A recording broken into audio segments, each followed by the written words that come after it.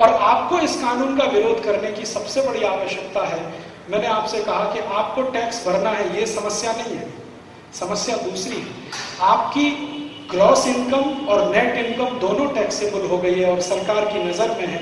माने अब थोड़ा पैसा भी आप बचा नहीं पाएंगे, माने धर्म के काम में अब आपका पैसा कम से कम जाएगा, और धर्म के काम में पैसा कम जाएगा तो मंदिर और मंदिरों से जुड़ी हुई संस्थाएं ये सब सूख जाएंगी, और ये संस्थाएं सूखेंगी तो सच में सबसे बड़ा आघात धर्म पर ही होगा।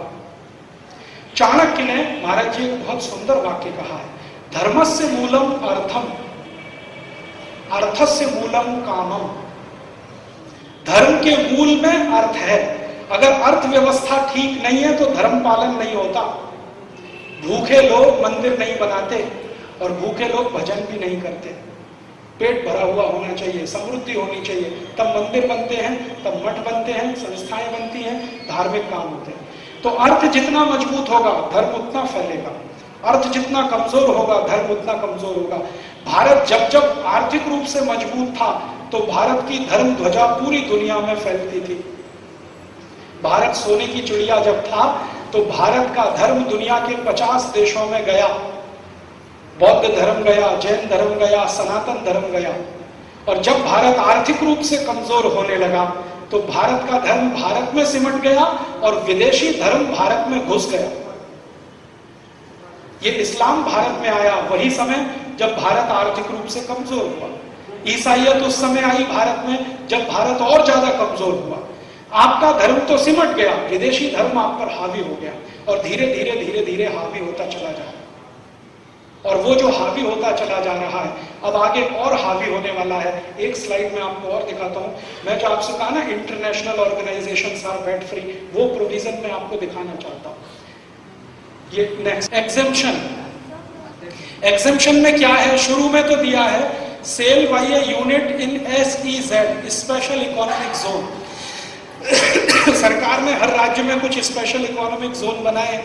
अगर उसमें आपकी यूनिट है और वो कुछ भी बिक्री करती है तो वो वैट फ्री। आए देखिए next last, specified diplomatic authorities and international organisation. Diplomatic authorities क्या होती हैं? पाकिस्तान का हाई कमिश्नर, अमेरिका का एम्बेसी, ये सब डिप्लोमेटिक अथॉरिटीज है। ये सभी कुछ भी करेंगे तो वैट फ्री है। वो ठीक है क्योंकि हम भी उनके देश में कुछ करें तो वैट फ्री है। लेकिन जो खतरनाक है वो ये एंड इंटरनेशनल ऑर्गेनाइजेशन, ये कोई देश में वैट फ्री नहीं है, हमारे यहाँ हो। और इंटरनेशनल ऑर्गेनाइजेशन, ये दो शब्दों को डाल देने से बहुत बड़ा काम हो गया। मैंने आपको थोड़ी देर पहले कहा कि सभी चर्च भारत में इंटरनेशनल ऑर्गेनाइजेशन है, माने चर्च की सारी एक्टिविटीज वैट फ्री होगी। वैट फ्री होगी माने चर्च के किसी भी डॉक्यूमेंट पर कोई वैट कमिश्नर कुछ नहीं कर सकेगा। चर्च कुछ भी करे, 18,000 करोड़ मंगाया और भारत के लोगों को ईसाई बनाने के लिए बांट दिया उन्होंने। कमिश्नर को मालूम है, आपको भी मालूम है, आप शिकायत करें, मैं शिकायत करूं, कुछ नहीं होगा क्योंकि वो वैट फ्री। इंटरनेशनल ऑर्गेनाइजेशन का जितना भी इनकम है वो भी नेट इनकम का जो टैक्स है वो भी फ्री है। जैसे मैं आपको बताऊं ना, American embassy, American embassy Bharat में महाराज जी सबसे बड़ा प्रॉफिट मेकिंग इंस्टीट्यूशन है, सबसे बड़ा प्रॉफिट मेकिंग इंस्टीट्यूशन। कारण क्या है? लाखों वीजा एप्लीकेशन हर साल वहां आते हैं और 90% उसमें रिजेक्ट होते हैं। रिजेक्शन के बाद वो फीस वापस नहीं करते। आपने जो वीजा एप्लीकेशन फीस भरा है वो कभी वापस नहीं करते। मैंने पिछले साल महाराज ये हिसाब जोड़ा था, जितने एप्लीकेशन भारतवासियों ने अमेरिका में वीजा के लिए दिए उन पर जितना फीस उन्होंने दिया 2000 करोड़ रुपए लास्ट ईयर, और 2000 करोड़ रुपए टोटल टैक्स फ्री इनकम है अमेरिकन एम्बेसी की। अमेरिका की कोई कंपनी से भी ज्यादा नेट इनकम अमेरिकन एम्बेसी करती है इस देश में, क्योंकि हिंदुस्तान में सबसे ज्यादा पागलपन है अमेरिका जाने के लिए। और अमेरिकन एम्बेसी हर साल 2 साल में फीस बढ़ाती जाती है, हर साल 2 साल में फीस बढ़ाती जाती है, हर साल 2 साल में फीस बढ़ाती है। और जो भी फीस लेते हैं डॉलर्स में लेते हैं, रुपए में स्वीकार नहीं करते। तो आपकी बेशकीमती विदेशी मुद्रा एप्लीकेशन फीस करने में ही हजारों करोड़ रुपए नाश होती है हर साल। तो वो पूरी एक्टिविटी इनकम टैक्स फ्री है। अब उसी से जुड़ी हुई कोई भी दूसरी एक्टिविटी वैट फ्री है, माने उनकी ग्रॉस इनकम भी टैक्स फ्री है, नेट इनकम भी टैक्स फ्री है। तो इसका मतलब क्या है, उनकी सारी इनकम टैक्स फ्री है, तो वो अपनी इनकम ज्यादा से ज्यादा बढ़ाएं और ज्यादा से ज्यादा उस इनकम का भारत देश में धर्मांतरण में इस्तेमाल करें, मतांतरण में इस्तेमाल करें। आप कुछ नहीं कर सकते उनका, वो करेंगे और आप हाथ पे हाथ धर के बैठते रहेंगे। ये सबसे खतरनाक पॉइंट है इस वैट का। और आप जानते हैं अभी थोड़े दिन से हमारे देश में एक बहुत बड़ा अभियान चल रहा, शंकराचार्य के मठ पर सरकार कब्जा करने जा रही है। कानकोटी कांचीपुरम शंकराचार्य जी के मठ पर सरकार कब्जा करने की पूरी तैयारी कर चुकी है और उसके लिए उनके खिलाफ चार्जेस लगाए गए हैं। 2000 पेज की चार्जशीट फाइल की गई। मैं शंकराचार्य जी के मठ में पिछले 6 साल से जाता हूं और उनकी सभी गतिविधियों में बहुत नजदीक से शामिल हूं। शंकराचार्य जी का जो मठ है कामकोटी कांचीपुरम, इस मठ को हर साल 5000 करोड़ रुपए डोनेशन आता है। 5000 करोड़ रुपए डोनेशन आता है। शंकराचार्य जी को एक बार मैंने पूछा, ये डोनेशन का मैक्सिमम इस्तेमाल कहाँ होता है? तो उन्होंने कहा सबसे ज्यादा मैं इसका पैसे का खर्चा करता हूं उन गांव में जहां पर गरीब हिंदू ईसाई बन गए।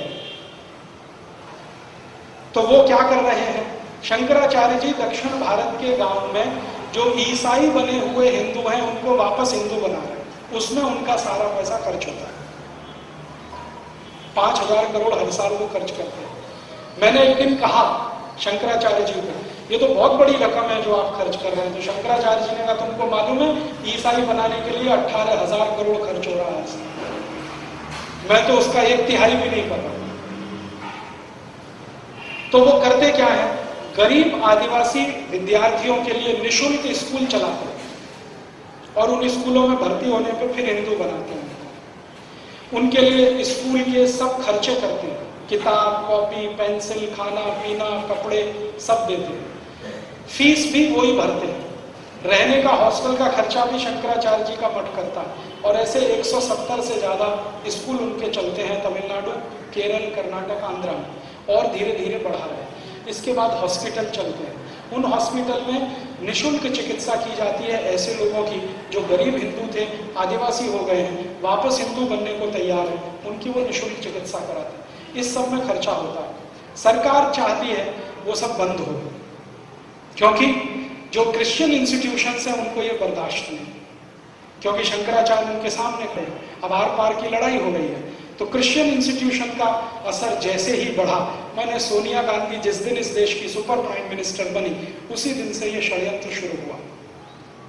इसके लिए तरह तरह से कोशिशें चल रही हैं। एक तो सीधे उनके ऊपर चार्ज लगाओ, उनको जेल में डालो, चार्ज प्रूफ नहीं हुआ फिर भी जेल में डालो, और जिनके ऊपर चार्ज प्रूफ हो गए हैं उनको कैबिनेट मिनिस्टर बना के बिठा लो। शिबू सोरेन 78 मर्डर किए हैं शिबू सोरेन ने, जिंदा जला दिया। 78 मुसलमानों को शिबू सोरेन ने जिंदा जला दिया झारखंड में। सबूत है, अपराध सिद्ध हुआ है, चार्ज प्रूफ हुए हैं, लेकिन आज तक वो छूटा हुआ है क्योंकि सरकार में मंत्री बन के बैठे। और अगर सरकार उसको अरेस्ट करे तो केंद्र की सरकार गिरे, तो शिबू सोरेन को मंत्री बनाओ, उसको सुरक्षा दो, और शंकराचार्य जिनका अपराध अभी सिद्ध नहीं हुआ उनको जेल में भेजो और पूरे देश में बदनामी कराओ। टीवी चैनलों को पैसा दे दे के खबर छपवाओ, और टीवी चैनल जो अमेरिका से संचालित हैं जैसे स्टार न्यूज, पूरी तरह से अमेरिकन टीवी चैनल, 3 महीने उसने शंकराचार्य के खिलाफ विश्व वमन किया। सत्य उसके विपरीत है। शंकराचार्य के ऊपर एक भी आरोप सिद्ध नहीं होगा जब सुप्रीम कोर्ट में मामला जाएगा। सुप्रीम कोर्ट ने अभी ऑर्डर दिया है कि तमिलनाडु में कोई निष्पक्ष न्याय नहीं मिलेगा, इसलिए सारे मामले कर्नाटक में ट्रांसफर किए जाएं। उसी दिन जयललिता परेशान हो गई क्योंकि उसे मालूम है दूसरी किसी अदालत में सिद्ध नहीं होगा। एक दिन सुप्रीम कोर्ट में शंकराचार्य जी का बेल एप्लीकेशन गया, उसी दिन स्वीकार हो गया, और हाई कोर्ट ने बेल एप्लीकेशन स्वीकार नहीं किया क्योंकि हाई कोर्ट जयललिता के कंट्रोल में है। जयललिता सोनिया गांधी के कंट्रोल में है, सोनिया गांधी चर्च के कंट्रोल में है। और आप याद रखिए इस बात को, कभी भूलिए मत, अभी थोड़े दिन पहले पोप मर गया, पोप जॉन पॉल। हमारे देश में 3 दिन का राष्ट्रीय अवकाश हो गया। पोप मर गया, ठीक है, मर गया तो क्या करें उसका, हमसे क्या लेना देना उसका। वेटिकन सिटी 3 दिन का करे या 30 दिन का, हमें उससे क्या लेना देना। अमेरिका करे, यूरोप करे, क्या। हिंदुस्तान में 3 दिन का राष्ट्रीय अवकाश, पोप मर गया, जैसे हमारा कोई बहुत बड़ा धर्मगुरु मर गया। सुनील दत्त मरा तो 1 दिन का राष्ट्रीय अवकाश, पोप मर गया तो 3 दिन का राष्ट्रीय। और भारत का कोई भी बड़ा धर्मगुरु मरे तो किसी भी दिन का अवकाश नहीं। और उससे भी ज्यादा खराब बात है, पोप जो मर गया ना, हमारे देश में देखिए क्रिश्चियन इंस्टीट्यूशंस कैसे काम करते हैं। पोप ने मदर टेरेसा को संत की उपाधि दिया। आपको मालूम आधार क्या है? आधार यह है कि मदर टेरेसा ने एक बार किसी महिला के शरीर पर हाथ रखा और उस महिला का गर्भाशय का कैंसर ठीक हो गया। मदर टेरेसा में चमत्कारिक शक्ति है, इसलिए वो संत होने के लायक है। ठीक है, अभी ये साइंटिफिक है, ये साइंटिफिक है कि उन्होंने किसी के कंधे पे हाथ रखा और उसका गर्भाशय का कैंसर ठीक हो गया, इसलिए मदर टेरेसा संत होने के लायक है। ये 100% सुपरस्टिशन है, अंधविश्वास है, लेकिन भारत सरकार ने इसके खिलाफ कुछ नहीं किया। ठीक है, अब भारत के कोई साधु संत अगर इस तरह का काम करें तो वो जेल के अंदर, क्योंकि वो अंधविश्वास फैला रहे हैं। कानून ऐसे बनाए जा रहे हैं आपके देश में, कोई क्रिश्चियन करे तो साइंटिफिक है, हिंदू करे वही काम को तो अनसाइंटिफिक हो गया। और महाराष्ट्र में एक संस्था बनाई गई है, अंधश्रद्धा निर्मूलन समिति, वो यही धंधे में लगी रहती है। क्रिश्चियन लोग कुछ भी करें उसको दिखाई नहीं देता, मुसलमान कुछ भी करे दिखाई नहीं देता, हिंदू कुछ भी करे उसके पीछे हाथ धो के पड़े रहते हैं अंधश्रद्धा निर्मूलन समिति वाले। मेरे बहुत सारे दोस्त हैं जो उसमें काम करते हैं, मेरा उनका यही झगड़ा रहता है कि तुमको अंधश्रद्धा हिंदुओं में दिखाई देती है, ईसाइयों में नहीं दिखाई देती। मदर टेरेसा से ज्यादा अंधविश्वासी कौन होगा जो किसी के हाथ रख दे कंधे पर और कैंसर ठीक कर दे? अगर ऐसा होने लगे तो मदर टेरेसा ने पोप जॉन पॉल पे हाथ क्यों नहीं रखा? उनको तो पार्किंसन डिसीज था 20 साल से। पोप जॉन पॉल को तो पार्किंसन था ना 20 साल से। मदर टेरेसा ने क्यों नहीं हाथ रख दिया? पोप जॉन पॉल क्यों नहीं ठीक हो गए? अभी थोड़े दिन पहले एक बेनी हिन नाम का हिंदुस्तान में ईसाई पादरी आया, बेनी हिन। उसका बेंगलोर में बहुत बड़ा फंक्शन हुआ। तो उस फंक्शन में वो तमाशा क्या करता, आपको ईसाई बनने का है, वो संत परिवार उसमें जाइए, सभा में जाइए, वो भाषण करेगा, 10 लोग खड़े हो जाएंगे, वो बोलेंगे इसका भाषण सुन के मेरा कान ठीक हो गया, इसका भाषण सुन के मेरी आंखों की रोशनी ठीक हो गई, इसने भाषण किया तो मेरे शरीर के सारे खून में कोलेस्ट्रॉल कंटेंट खत्म हो गया, इसका भाषण सुन के तो मुझे हार्ट अटैक आना बंद हो गया। ये बेनी हिन तमाशा करता है। फिर 20 लोग ये सुना देते हैं, सब लोग कहते हैं हाँ हाँ बहुत अच्छा है, तो आप भी ऐसा करो तो आप सब ईसाई हो जाओ। हाँ हाँ हाँ हो जाएंगे, गले में चर्च डाल देते हैं, क्रॉस, ऐसे ये सब तमाशा होता है। बेंगलोर में उसका कार्यक्रम हुआ। ठीक है, हमारे भारत के बहुत सारे संगठनों ने सरकार को पूछा कि ये अगर बेनी हिन कर रहा है तो ये सांप्रदायिकता नहीं है, ये धर्मनिरपेक्षता है क्या? अगर कोई ईसाई ये सब करता है तो धर्मनिरपेक्ष है, कोई हिंदू संगठन करे तो सांप्रदायिक है, ये तुम्हारी डेफिनेशन क्या है? तो कहा गया कि बेनी हिन भारत का मेहमान है। तो हमने कहा कि देखो बेनी हिन ने ये सब तमाशा किया, उसमें पैसे इकट्ठे किए उसने, किसी ने 50 दिए, किसी ने 100। मैंने कहा इनकम टैक्स वालों को कहो कि ये सब भी इनकम पे टैक्स लगे। उन्होंने कहा ये तो टैक्स फ्री इनकम है, क्योंकि चर्च की सारी इनकम टैक्स फ्री, चर्च के नाम पे कलेक्शन किया। अभी अगले साल फिर बेनी हिन आएगा, कुछ भी करेगा, अपने नाम से हिंदुस्तान में कोई धंधा भी करेगा तो वैट नहीं देना है और इनकम टैक्स भी नहीं देना है, क्योंकि वो इंटरनेशनल ऑर्गेनाइजेशन है। इस तरह के कानून इस देश में बन रहे हैं और हम खामोशी के साथ अगर इनको सहन कर रहे हैं तो ये हमारी कमजोरी है और हमारी आने वाली पीढ़ी के लिए बहुत बड़ा खतरा है। आज अगर हम खड़े होकर इसका विरोध नहीं करेंगे तो कल कुछ बचेगा नहीं इस देश में, जिसको आप बचाना चाहें। अगर धर्म गया, संस्कृति जाएगी, सभ्यता जाएगी। और ये वैल्यू एडेड टैक्स का आक्रमण धर्म के ऊपर है, अर्थ के ऊपर नहीं है। मैं आपसे बार बार कह रहा हूं, क्योंकि अर्थ में क्या होगा, व्यापारी को टैक्स है ना, वो ग्राहक से लेके सरकार को दे देगा, उसमें प्रॉब्लम क्या है? थोड़ा बहुत रिश्वत ज्यादा देनी पड़ेगी, वो भी करेगा। हैरान परेशान तो वो रोज होता है, थोड़ा और ज्यादा हो जाएगा।